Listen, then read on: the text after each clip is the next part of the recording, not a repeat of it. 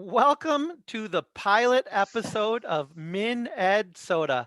I am Kip Link, one of principal leadership support team member here in Minnesota, and I am joined by one of my good friends and colleagues, Dr. Todd Van Erp. Welcome to our pilot episode, Todd. Hey, I'm so excited about this, Skip. I cannot believe that we're actually recording this. We've been talking about this. We've talked about it a long time ago, and now we're actually like hitting the button on record. We've been talking about this with a lot more intention the last couple weeks. So, with every passing day, I've been super excited about getting this going. So, welcome everyone. Here we go. Yeah, so for our pilot episode, it's just Todd and I, but in the future, we hope to bring on some guests from Minnesota educators, leadership positions, not just leadership positions, but also teachers, other people that may be having an impact in Minnesota in terms of education and making a difference in kids' lives. So it could be teachers, principals, superintendents, people that provide professional development, professors from some of our colleges that are doing a lot of great work with our educators, both publicly and privately here in Minnesota. So as we That's set out on this, Todd, what are kind of some of your hopes and dreams as we get going?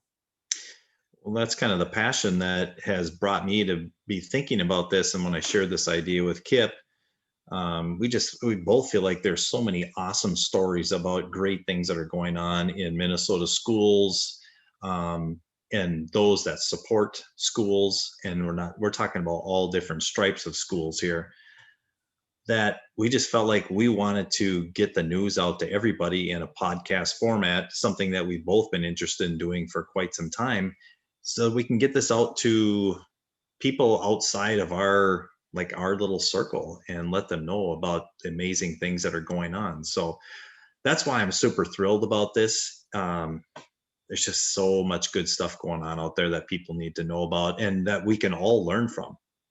So that's how we got to this point. And I think, you know, if with a weekly podcast, we're just gonna touch like a little itty bitty tip of the iceberg of the great stories that are in our state that pertain to education.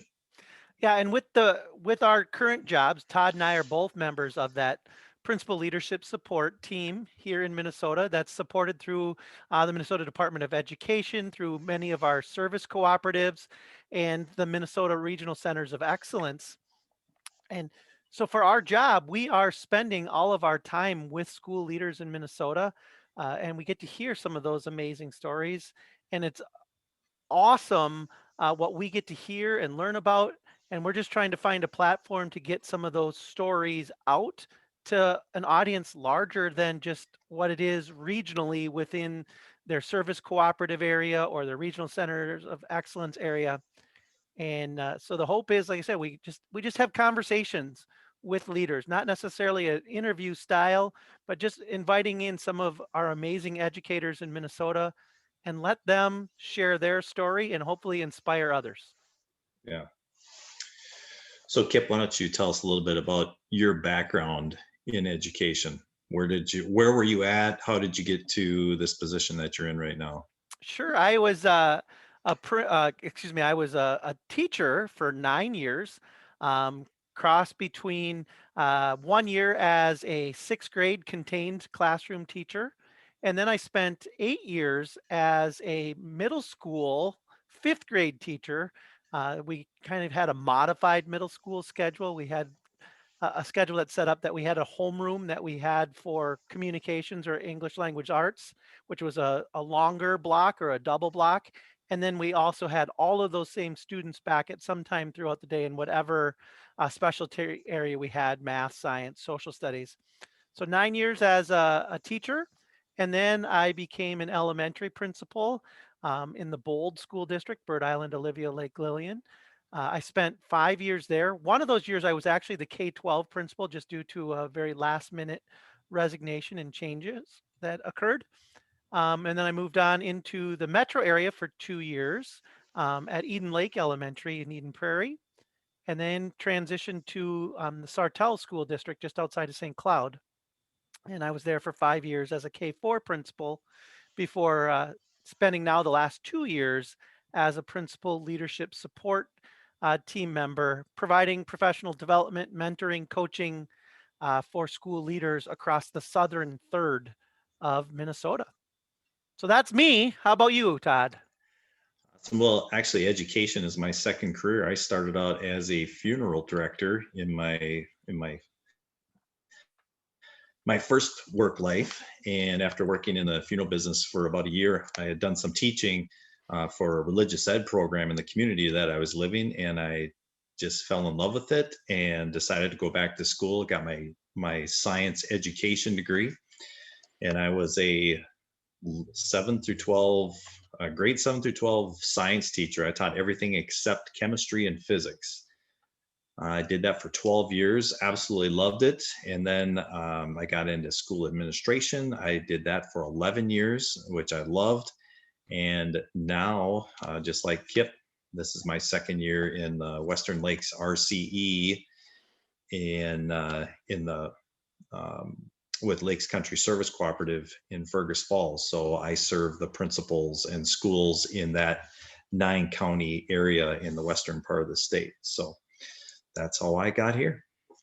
And to each other, we're not quite affectionately known yet, but we're the doctor and the duffer. Todd being the doctor, he does have his doctorate degree, and I love to spend my extra time out on the golf course. So if you hear us poking fun at each other, it is all in good fun. So we got the doctor and the duffer here on MinnEDsota podcast.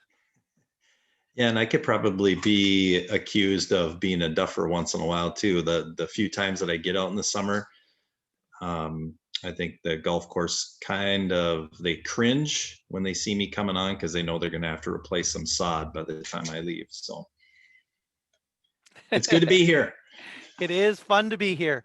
Yeah. So go ahead. I know you have Uh, an ethical yeah, dilemma that you were presented with, and so let's go yeah, ahead and tackle that today. and earlier, Kip, you talked about, we will, for our podcast, we're planning to have guests on and we'll be talking about certain topics that come up. And I wanted to toss this one out to you today, Kip, because this is a situation that just came up recently with one of the school leaders that I work with. Is, both Kip and I have been involved in athletics throughout the course of our educational careers and, high school, college, whatnot.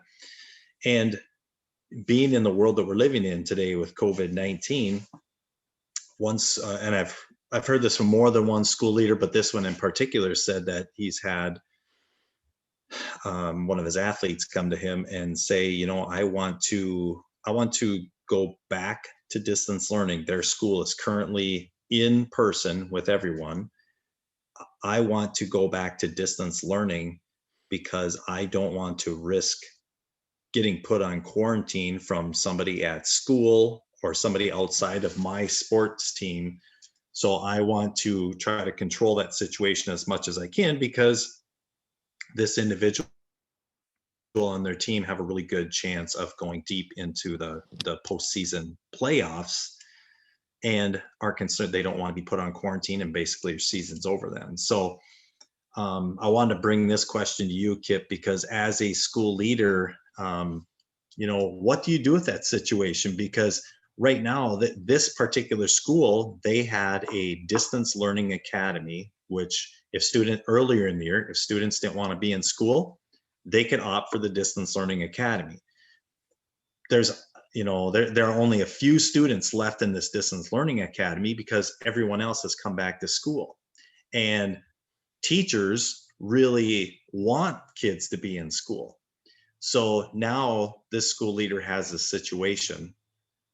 What kind of questions would you ask? What kind of coaching would you provide that school leader? I'm just interested to hear what you think about that situation.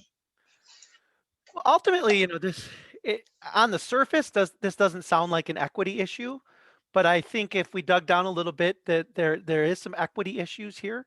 I One of the resources that you and I have access to, and actually all Minnesota educators do if they headed to the MDE website, but and the regional centers of excellence, we've got an equity magnifier. Yeah, you're holding yours up. I've got mine here too. That's got some great questions on it. Another one that I use is just the ultimate cheat sheet for critical thinking. And on it, it has just a series of questions that you can ask yourself. That's who, what, where, when, why, and how types of questions.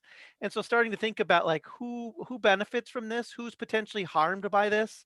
Um, is there another perspective we should be looking at? Um, and just kind of digging deeper into some of these questions about what this would look like and what's the impact not only on this student athlete but on the rest of the environment as well. And one And of the sorry, I just oh, go cut you ahead. off there, but I have to jump in with this question because, one of the concerns that was brought up by the school leader is that there is a perception within the community and among staff that athletes get preferential treatment. And I was thinking, what would we do in a situation where a student asked to, quarantine themselves because of a situation with a family member at home? Would we treat that differently than we would with an athletic situation? How, tell me more about what you think about that.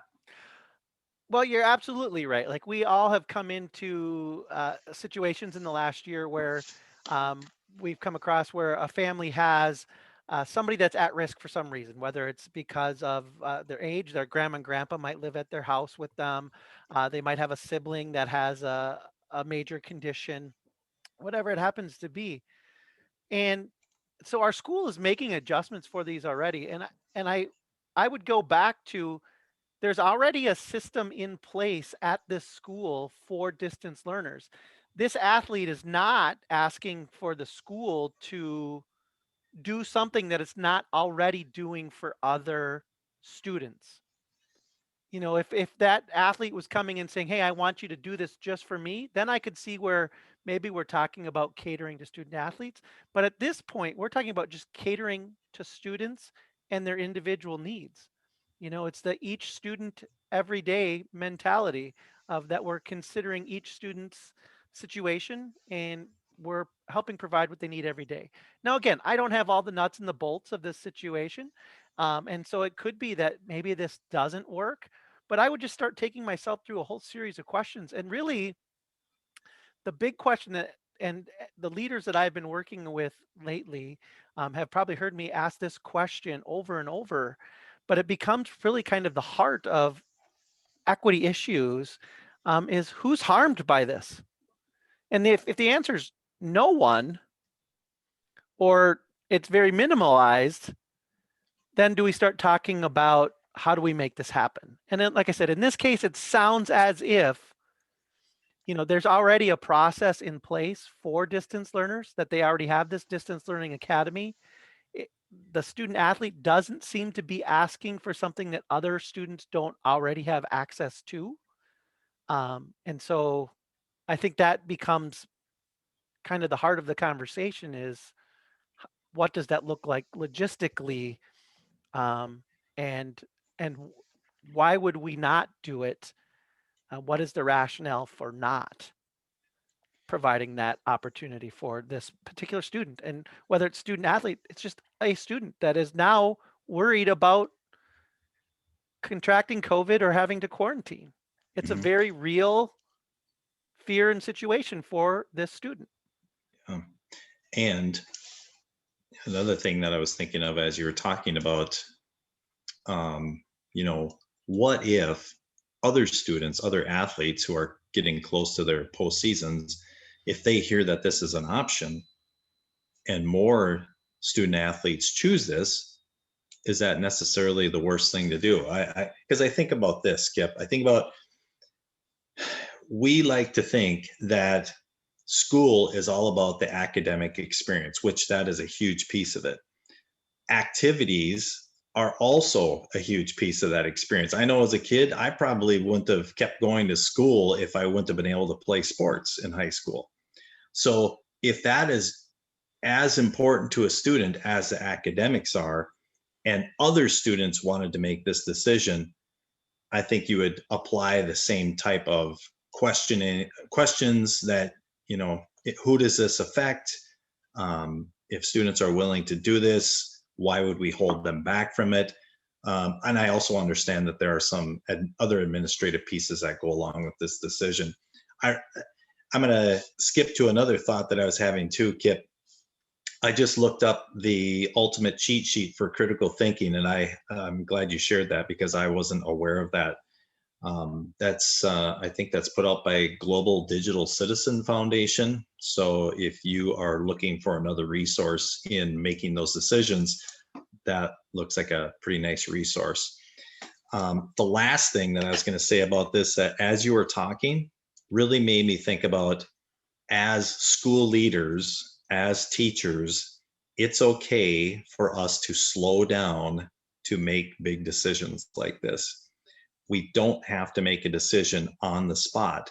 We can go through a process of asking questions like what you outlined and think through what is the best way forward in this situation. So thank And you can for I helping I trigger want that to in my own head. I was gonna say, and I want to add to that. And I just heard it yesterday, and I don't remember where I heard it, so I'm not going to be able to give the proper credit, and I'm sorry for that. But it was a line about if if we want to go quickly, we go it alone. Mm, But if we want to go far, we go together, right? Or yep. it was something along those lines. And Yep. these are not situations to make those decisions in isolation. You got to be having conversations with uh, the teachers that may be involved in trying to make this happen. And one of the things I'd like to point out is this student athlete didn't ask to be held less accountable or to do less, right? Like they just were looking at how can I put myself in a safer situation where I limit my contacts throughout this next period of time because I'm trying to look out for my health and my well-being, right? And you said, academics are extremely important and activities are extremely important, but ultimately what that all boils down to is this student's social emotional health. And is there a way that we can pull it all in and together? And I certainly can't say here's what I would do in terms of making that decision, but I would do as you said, slow down, invoke a process with lots of questions involving stakeholders and really trying to figure out, you know, is there someone that is harmed by this? And that someone could be a teacher, right? Like in the amount of time that they have to give and just trying to figure out how can we balance all that out. Well, thanks for helping me think through that little situation that was presented to me earlier today. So, I don't know, Kip. I talked with a school leader who both of us know from some previous work, and I did warn this school leader that they may be getting a call from one of us to be an upcoming guest on our podcast. So, um, if for those of you that are listening to this for the first time, if your phone rings or you get an email from us, please don't run and hide. We're going to be reaching out to people to see if they are willing to have conversations with us in our upcoming podcast. So um, I will thank everyone in advance for being open to that. So Hey, well, because this is a podcast and we're probably going to be reaching most of our people through like Twitter right now, how do people get a hold of you through Twitter, Todd? well, my Twitter handle is Principal Learner, and it's not spelled out as principal. I believe it's PRINCPL, capital L, and then learner. So Principal Learner, that's my handle on Twitter. So you can reach me there, or you can follow me. And how about you? I am simple. I'm at Kiplink, KIPLYNK. No dots, no dashes, just Kiplink, all one word. Makes it pretty easy. So that's going to bring us a wrap on our pilot episode of MinnEDsota with the doctor and the duffer. We're hoping to get we're recording this on March 11th. We're hoping to get this out and going sometime soon. We're still working on finalizing that, but we're hoping to be back hopefully weekly with guests here in Minnesota for MinnEDsota podcast. Hey, Thanks, Todd. I just got to give yourself a pat on the back, man. We got the first one in the can. That was the hardest one, right? Well, we got it recorded. We still haven't got it launched. So we're like a halfway done with our process. True. Okay, I'll let you work on that. How's that sound? Well, for those of you that made it with us this long, thanks for hanging with us, and look forward to having you join us again in a future episode of MinnEDsota. Take care, everyone.